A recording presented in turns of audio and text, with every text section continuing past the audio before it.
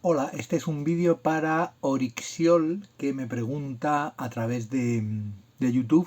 ¿Conoces el DNCAS? ¿Podrías compararlo con el WISC? Luego dice, creo que el WISC no deja de ser una prueba de rendimiento y el DNCAS nos permite entender cómo funcionan los procesos cognitivos. Bueno, es una pregunta muy interesante. Como dice Orixiol, bueno, casi da la respuesta él a la pregunta que me formula. El WISC está formulado o es una prueba basada en el concepto de CI, concepto psicométrico, vamos a decir, un concepto que tiene que ver con el modelo de Cattell, Horn y Carroll, ¿no? El CHC.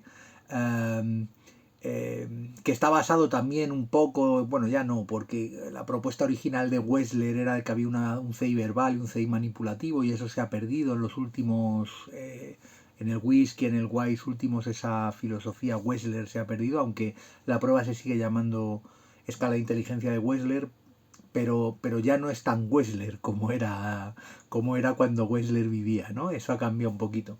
El caso es que sigue siendo, pues es una prueba muy psicométrica, que tiene unos índices de rendimiento, de comprensión verbal, razonamiento perceptivo, memoria de trabajo, velocidad de procesamiento, que calculan un CI. Sin embargo, en el DN que comenta el compañero, el DNCAS, está basado en una manera de entender la inteligencia un poco diferente, bastante más neuropsicológica. El acrónimo de la teoría PAS de Das, Naglieri y Kirby, lo tengo aquí porque no me lo sé de memoria, es planificación, atención, procesamiento simultáneo y procesamiento sucesivo, ¿no? Eso es el acrónimo de esa manera de entender la inteligencia, que como digo es una manera de entender la inteligencia mucho más neuropsicológica, mucho más por procesos cognitivos y mucho menos para calcular ese CI que se parece mucho al factor G que propusiera Spearman. Las escalas del DNCAS son planificación, atención, procesamiento simultáneo y procesamiento sucesivo, como el propio modelo propone. Y esto que podría parecer una ventaja, es decir, el estar formulado desde una manera de entender la inteligencia más neuropsicológica, puede parecer una ventaja siendo neuropsicólogos, pero en realidad para algunos se puede convertir en una desventaja. Y explico por qué. Cuando yo paso una prueba de inteligencia como neuropsicólogo, cuando yo paso una prueba de inteligencia es porque sospecho que voy a tener que decir discapacidad intelectual. Es decir, lo he comentado en algunos vídeos previos, yo empiezo a evaluar mi evaluación neuropsicológica al uso y veo que pues, el individuo tiene problemas de atención, y veo que tiene problemas de memoria, y veo que tiene problemas de lenguaje, y veo que tiene, y digo, bueno, esto ya no puede ser, no hay ningún cuadro que sea capaz de explicar un sindrómico tan loco como este. Entonces solo me queda una posibilidad, que es la de discapacidad. Eso me obliga a mí a apartar mi evaluación por procesos, ¿no? Evaluación neuropsicológica, y desempolvar mi evaluación de CI para llegar a una conclusión sobre el CI de la persona. Por tanto, mi evaluación de la inteligencia está dirigida fundamentalmente a conocer el CI, porque si voy a decir discapacidad intelectual, los manuales de diagnóstico me obligan a que ese CI sea menor de 2 desviaciones típicas por debajo de la media. Es decir, necesito que el CI sea inferior a 70 para poder decir discapacidad intelectual.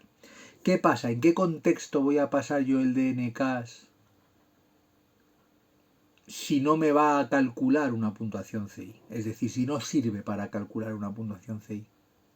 Pues esta es la pregunta que yo le devuelvo casi a Orixiol en forma de vídeo. ¿Por qué pasar una prueba que dice medir la inteligencia de una manera neuropsicológica cuando son pruebas muy parecidas a las de la evaluación neuropsicológica, vamos a decir clásica, estándar, que todo el mundo aplica, si esa prueba de evaluación de la inteligencia no me va a servir para calcular un CI? Creo que este es el problema que tiene la DNCAS y que tiene en general esa manera de entender la inteligencia, ¿no? Del modelo PAS.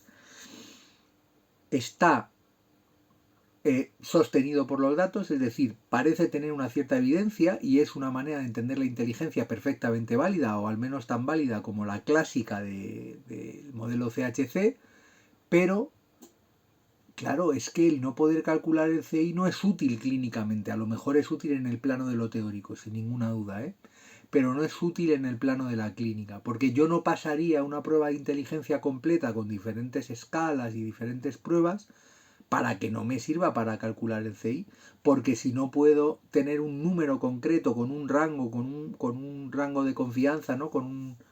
Y no voy a poder decir esta persona tiene discapacidad intelectual porque su CI es, yo qué sé, 63,